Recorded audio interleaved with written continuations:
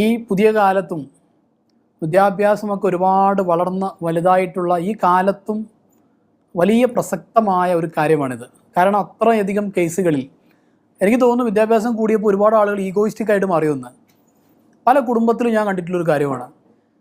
ശരിക്കും പറഞ്ഞാൽ ആരാണ് ഈ സ്വർണം സൂക്ഷിക്കേണ്ടത്? ഇതിൻ്റെ പേരിൽ ധാരാളം അടി.